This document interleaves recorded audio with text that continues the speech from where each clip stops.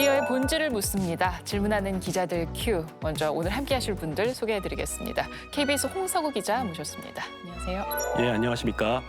자, 그리고 저희 전문가 자문단이시죠. 조수진 장신대 교양학부 미디어트랙 교수 모셨습니다. 안녕하세요. 네, 안녕하세요. 앞으로 날카로운 비평 부탁드립니다. 네. 자, 오늘은요. 정체를 드러내지 않은 채 기사에 등장하는 취재원들이 있습니다. 그리고 그들을 인용해 나온 기사를 취재원 익명 보도라고 하는데요. 오늘은 이 취재원 익명 보도의 실태를 짚어보고요. 잠시 후 이어지는 Q+에서는 유튜브로 활동 반경을 넓힌 현직 기자들의 이야기 만나보겠습니다.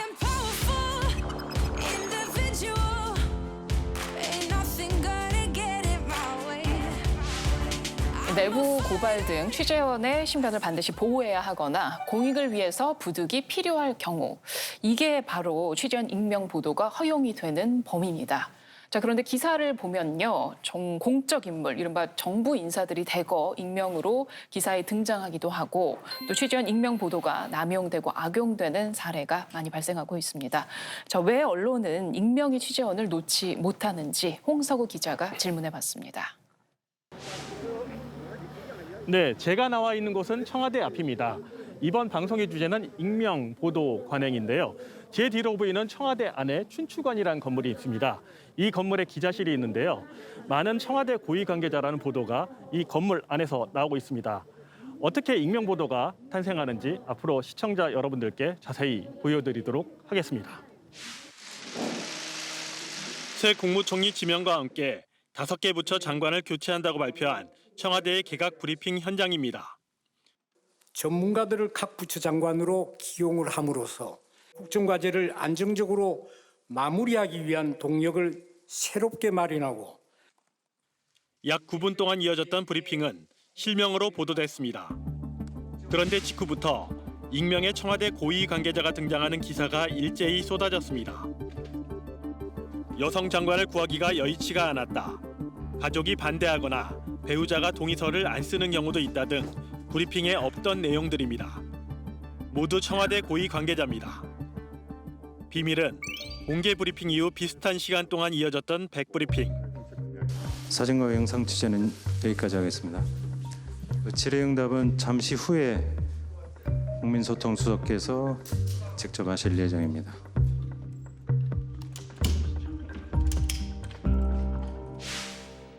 국민소통수석의 설명은 왜 익명의 고위 관계자로 나갔을까? 어려운 취재 응해주셔서 감사합니다. 아닙니다. 여러 번의 수소문 끝에 청와대 출입 경험이 있는 중견 기자를 어렵게 만났습니다. 네, 익명으로 응해주셨는데 다시 한번 좀 혹시 실명으로도 가능하실지요? 실명은 조금 제가 부담이 돼서요. 기자가 다른 언론사에 취재에 응한다는 게 조금 부담이죠, 조직 내에서. 청와대발 익명 보도는 수십 년 이어진 관행이었습니다. 익명으로 하면 좀 더 많은 얘기들을 기자들한테 공개해 줄 수 있고 그래서 기자 입장에서도 좀 더 취재를 좀 더 깊이 있게 할 수 있기 때문에 여러분도 좋은 거 아니냐. 이전에도 아마 청와대에서 해왔던 관행이 되게 클 거예요. 암묵적인 익명 처리 기준도 있습니다. 수석까지는 저희들이 고위 관계자로 표기를 하고 비서관 이하는 이제 핵심 관계자, 행정관들은 그냥 관계자 약간 이렇게 뭔가 일종의 신분 같은 느낌도 있긴 한데 그렇게 나눠서 하는 게 관행처럼 됐고요. 공식 취재가 익명이니 자체적인 취재는 더 모호하게 익명 처리를 하기도 합니다. 청와대 관계자라고 할 경우에 취재원이 위험할 수 있다고 생각을 하면 여권 관계자랄지 아니면은 고위 외교 소식통이랄지 이런 식으로 조금 흐리는 거죠. 더 보다 모호하게 만들어서. 그럼 예. 청와대에서 취재를 했는데 예. 여권 관계자나 외교 소식통이 될 수도 있다는 겁니까? 저도 그렇게 한 경우가 있고요. 다른 기자들도. 예. 왜곡해서 하는 건 아니고 사실 청와대 내에서도 외교 담당 부처에 있는 부서에 있는 직원들은 외교 소식통이거든요. 바로 이 지점에서 익명 취재원 논란이 시작됩니다. 기자 본인만 취재했다는 관계자와 소식통의 발언을 신뢰하고 검증할 수 있냐는 겁니다. 기자 측면에선 책임의식이 약화가 되죠. 좀 더 편의적으로 윤색하게 될 가능성이 높죠. 나중에 그 기사가 문제가 됐는데 취재원은 나는 그런 발언 한 적이 없는데 이렇게 내 발을 왜곡해서 사용하면 어떡하느냐라는 그런 문제가 이제 서로 진실 공방. 익명 조건으로 취재에 응한 또 다른 중견 기자를 만났습니다. 취재의 주제가 익명에 대한 거라고 들었는데 그런 거조차도 그런 인터뷰를 하는데도조차도 제가 만약에 실명으로 부탁을 했다면 아마 나오지 않았을 거예요. 그도 익명 취재형 기사가 신뢰도에 문제가 있다는데 역시 동의합니다. 대충 취재를 했거나 혹은 본인이 마음대로 조작을 했거나 혹은 본인이 원하는 뜻대로 인터뷰이한테 좀 이런 뜻을 강요했거나 이런 경우는 사실 나중에도 문제가 되고요. 익명 취재원이 편의적으로 이용되면서 아예 조작된 사례까지 있습니다. 실제로 2018년 자신의 목소리를 정부 관계자 등으로 변조해 21번의 리포트를 만든 부산의 민영방송사 KNN 기자가 해고되고 회사는 방송법상 최고 징계인 과징금 처분을 받기도 했습니다. 그래도 익명에 의존하는 관행은 현실적으로 불가피하다고 항변합니다. 누군가가 아파하고 누군가가 아차할 수 있는 기사를 쓰고 싶은데 그러려면 사실은 익명의 취재원 관행은 불가피한 게 아닌가라는 생각이 많이 듭니다. 취재원이 자기 이름을 나가는 걸 부담스러워하는 이유로 인터뷰를 거부하는 경우가 굉장히 많거든요. 그렇다면 기사에 익명 취재원은 얼마나 등장할까? KBS 보도본부 이용자 관여팀에 의뢰해 4월 1일부터 20일까지 포털에 게재된 6개 주요 일간지의 정치, 사회, 경제 기사를 분석해봤습니다. 1,693건의 기사 가운데 익명 취재원이 등장한 경우는 365건, 비율로는 21.6%였습니다. 익명 취재원은 정치 기사에서 한 건당 평균 1.6회로 가장 많이 사용됐습니다. 최다 익명 취재원 등장도 역시 정치 기사였습니다. 개각 전망을 다룬 이 기사에는 청와대 핵심 관계자, 고위 관계자, 또 다른 관계자, 여권 관계자, 정부 고위 관계자, 청와대 다른 관계자 등 7명의 익명 취재원이 등장했습니다. 무리한 기사도 종종 적발됩니다. 조선일보의 2019년 10월 15일 보도. 취재원은 여권 핵심 인사들, 한 청와대 인사 등 모호한 익명이었습니다. 한겨레 신문의 같은 해 10월 1일 보도. 역시 취재원은 복수의 여권 인사 등 익명이었습니다. 한국신문윤리위원회는 최근 2년 동안 이를 포함한 3개 기사에 대해 주의 처분을 내렸습니다. 익명의 관계자들이 전한 주장을 객관적 사실로 기정사실화했거나 사실 여부를 확인하지 못했다는 게 이유였습니다. 네, 취재원 익명 보도의 실태를 좀 살펴봤습니다. 근데 좀 그래요. 이게 우리가 취재원 익명 보도의 문제를 좀 짚어보려고 얘기를 하는데 우리도 익명으로 인터뷰를 해서 이럴 수밖에 없었나요? 좀 모순적인데. 저희가 실문 윤리 실천 요강을 살펴봤습니다. 이제 첫 번째 부당한 불이익이 예상될 때 아까 등장하신 기자분이 또 그렇게 불이익이 예상된다 말씀하셨죠. 네. 두 번째 이제 공익할 때, 세 번째 제3자를 비방하거나 비난하지 않을 때였습니다. 이 세 가지에 다 충족이 된다고 생각해서 부득이하게 익명 처리를 했습니다. 네, 부득이 익명 처리를 할 수밖에 없었다고 지금 이렇게 항변을 하시는데 네. 이거 예외로 좀 허용될 만한 거 맞나요? 동의하세요, 교수님? 네, 뭐 공익 목적이나 취재원 보호 이런 경우에는 뭐 어쩔 수 없는 상황이니까 만약에 이것조차도 막는다면 국민의 알 권리가 또 박탈되는 거로도 볼 수 있거든요. 그래서 허용 범위가 있는 거고요. 이제 우리가 오늘 얘기하는 문제는 그런 인권 보호 차원을 좀 넘어서는 문제들, 넘어서서 뭐 취재 편의를 위해서 제작 관행에 따라서 하는 그런 것들이 좀 문제가 되는 거죠. 좀 그렇게 정리를 잘 하고 본격적으로 네. 마음 편히 그럼 이야기를 풀어가도록 하겠습니다. 자, 기자들이 일단 취재원 익명 보도를 이렇게나 많이 하는 이유는 뭐라고 보세요? 아무래도 뭐 여러 가지 목적이 있겠지만은 현장에서 이제 편의적 목적 때문에 아까 인터뷰에도 나왔지 않습니까? 그 실명으로 해달라 그러면 인터뷰를 거절당하는 경우가 굉장히 많다. 네. 그런데 이제 마감 시간은 다가오고요. 그렇게 될 경우에는 이제 급하게 익명으로 해야 될 경우가 있습니다. 하지만 이런 편의적 동기에서 기자들이 쉽게 그 익명 취재 유혹에 벗어나지 못하는 거 오늘 한 번 더 추가적으로 그럴 수밖에 없는 건지 아니면 개선이 가능할지 짚어볼 필요가 있을 것 같습니다. 그렇네요. 저도 뉴스를 진행하는 입장에서 돌이켜 보면 진짜 무슨 관계자가 많이 나왔던 것 같아요. 뭐 여권 관계자에 따르면, 외교 소식통에 따르면, 생각해보면 이렇게 누가 딱 대놓고 누가 뭐 했다라는 얘기보다도 관계자 얘기가 더 많았던 것 같은데, 네. 이런 거 보면 너무 이런 익명성의 이 취재원 익명 보도를 너무 과하게 우리가 너무 많이 사용하고 있는 거 아닌가 싶기도 한데요. 실예를 좀 찾아보면 네. 그 신현수 전 민정수석이 사의 표명을 두고 계속 이렇게 보도가 엄청나게 쏟아졌었습니다. 네. 그때 정만호 청와대 국민소통수석이 무리한 추측 보도 자제 부탁드린다라고 해서 기자들에게 문자를 보냈었죠. 다음 날 대부분 언론들이 정만호 수석의 이름을 거론하면서 보도를 냈는데 일부 언론은 청와대 고위 관계자라고 해서 보도를 합니다. 네. 본인이 실명을 그러니까 밝혔거든요. 네, 네. 밝혔는데 그렇다면 뭐 굳이 익명을 사용하지 않아도 되는데 이런 걸 보면 기자들 스스로가 너무 습관적으로 사용하고 있지 않나 이런 생각을 좀 하게 됩니다. 그러게요. 알아서 막 보호를 해주는 느낌이네요. 본인이 네, 원하지 굳이 뭐 보호할 않는데도. 필요도 없는데. 그렇죠. 네. 그만큼 너무 관행적이고 습관적으로 익명 보도를 해왔다라는 생각이 드는데, 그러다 보니까 분명 폐해도 있지 않습니까? 네. 뭐 우리가 이제 팩트 체크 요즘에 굉장히 많이 하잖아요. 그런데 팩트 체크 기사에는 사용되지 않을 것 같죠? 익명이. 익명이. 네. 네. 그런데 그 국내 언론사의 경우 팩트 체크 기사당 사용된 익명 취재원 수가 평균 0.89건으로 나타나거든요. 그러니까 검증 기사 한 개당 거의 뭐 한 건로 익명 취재원이 사용됐다라는 거거든요. 이게 다른 기사도 아니고 팩트를 팩트 체크하는 체크하는 기사인데 기사. 익명이면 네. 진짜 이게 팩트가 체크된 게 맞나를 그럼 또 어떻게 확인해야 되죠? 그래서 미국에서는 사실은 이게 팩트 체크 기사에서 익명 사용하는 게 금지가 돼 있거든요. 이걸 보면 팩트 체크 기사에서도 이렇게 익명 취재원을 사용한다라는 걸 볼 때 일반 기사에서 그냥 흔히들 사용하던 그런 습관들 이런 것들이 관행이 그대로 여기도 이렇게 반영이 된 게 아닐까? 뭐 이런 생각도 좀 해보게 됩니다. 그렇죠. 앞서 영상에서 나왔는데 익명의 취재원이 가장 많이 등장하는 기사 분야별로 살펴보면 정치 분야더라고요. 한 기사당 평균 1.6회의 일명 관계자들이 등장해 왔는데요. 이 정도면 상당히 많은 거 아니에요? 근데 여기서 좀 주목해봐야 될 게 있습니다. KBS 그 이용자 관여팀이 분석을 했을 때 익명 취재원이 등장한 정치 기사가 85건이었거든요. 네. 그런데 인용구의 그 감성 분석이라는 걸 해봤습니다. 그러니까 익명 취재원으로 직접 인용이 된 게 어떤 목적으로 쓰였냐는 분석인데요. 긍정은 뭐 좋은 얘기고요.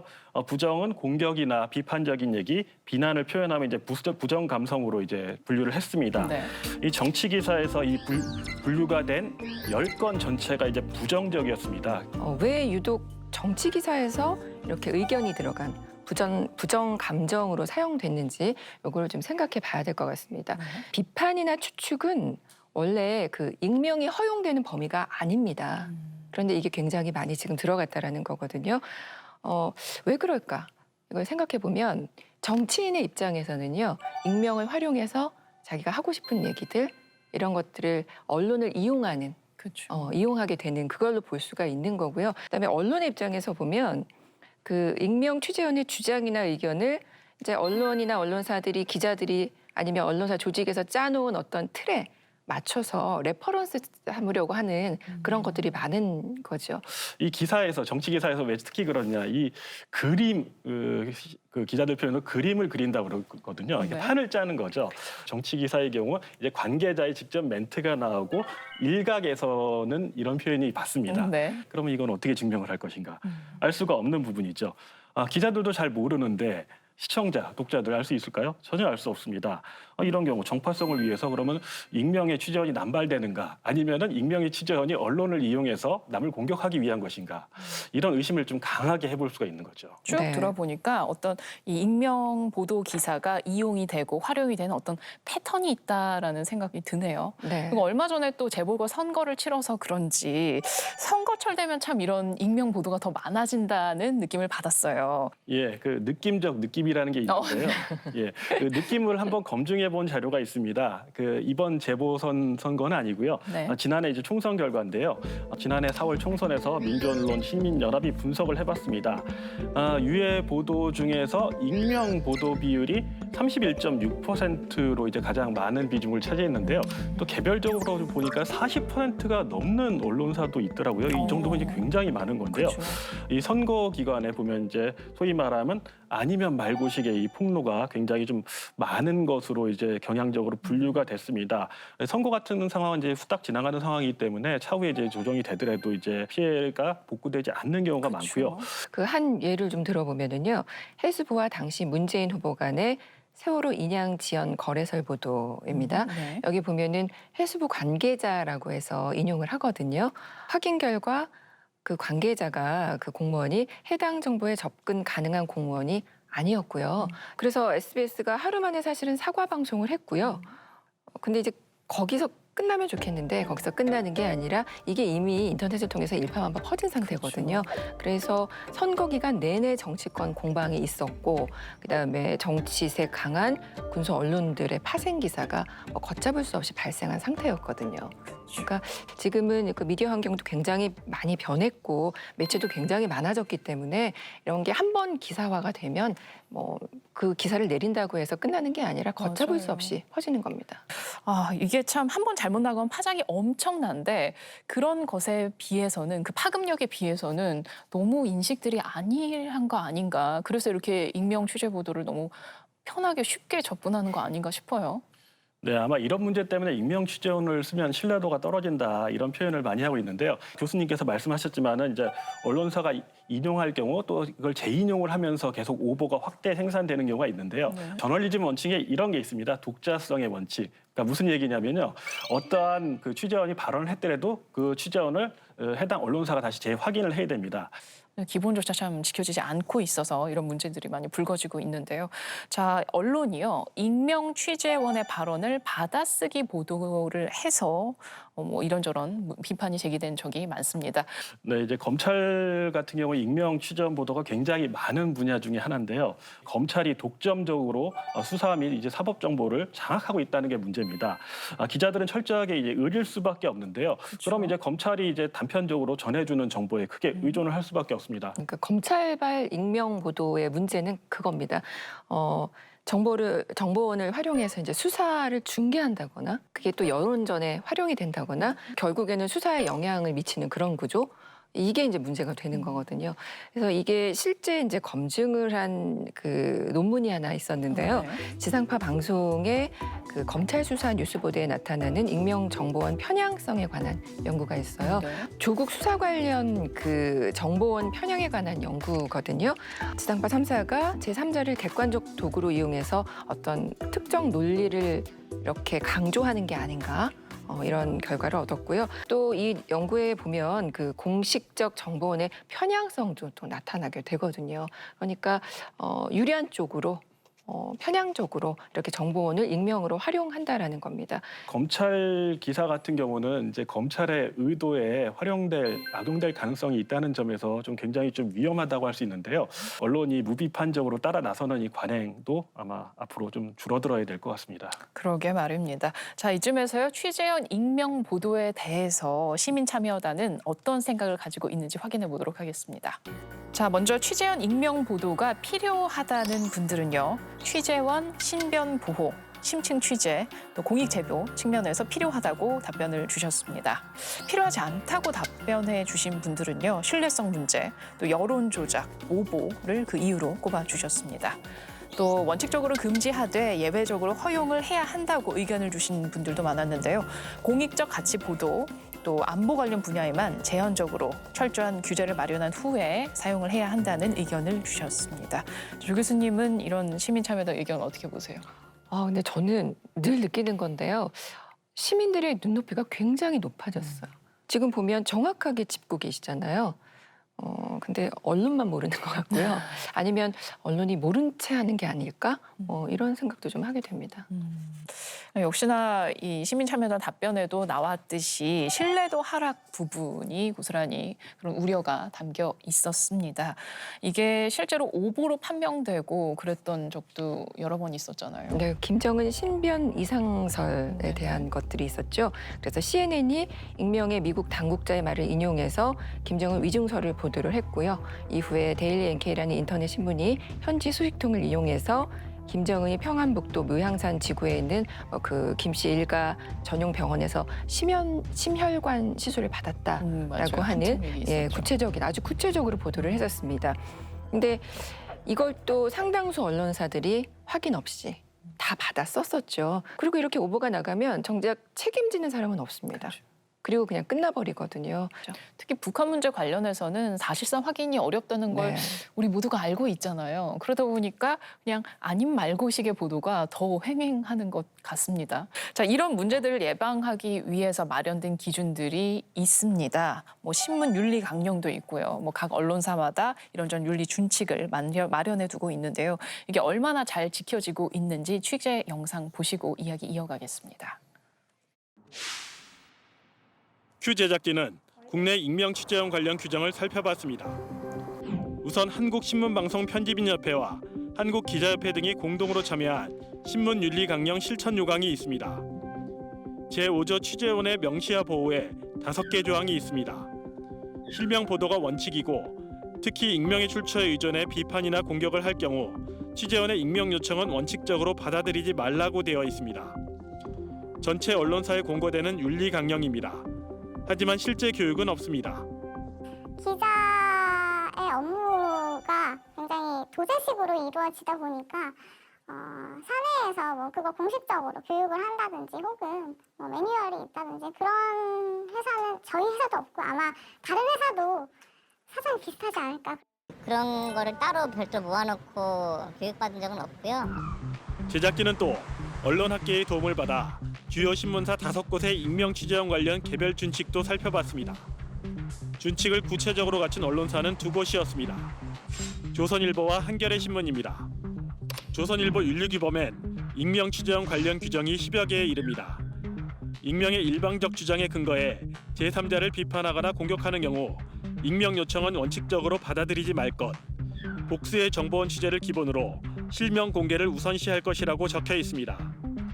그러나 제대로 지켜지지 않습니다. 지난해 8월 일부 지역에 배달됐다가 삭제된 조선일보 기사입니다. 조국 전 법무장관의 딸 조민 씨가 세브란스 병원 인터넷 지원했다는 기사입니다. 담당 교수나 당사자도 아니고 다른 익명의 취재원에게 전해 들은 말을 기사화한 것입니다.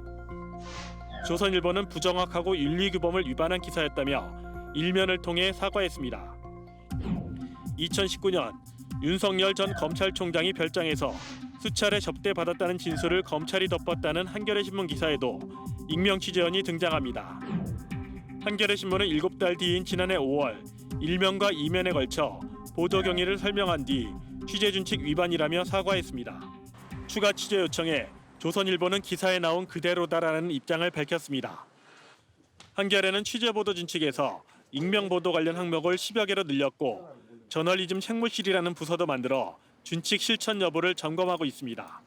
실명으로 써도 되는 그런 취재원을 익명으로 했다든지 뭐 그랬을 때는 직접 그 지적도 하기도 하면서 또는 또 제가 칼럼으로 어떤 경우는 뭐 너무 많은 그 취재원을 익명으로 했다 이런 내용을 이제 칼럼 같은 걸로 지적을 하기도 합니다.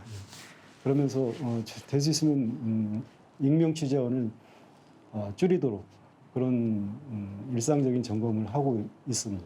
익명 보도 관련한 가이드라인은 어떤 점이 핵심입니까? 예를 들어 이런 게 있습니다. 비판적인 내용의 익명 인용을 지향하는 그런 대목이 있는데요. 일반적으로 그 남을 비난하거나 비판하는 그런 내용을 기사에 쓸 때 누군가를 인용해서 할 때 그걸 익명으로 하는 거는 안 된다. 이런 규정들을 만들어 놓고 있고요.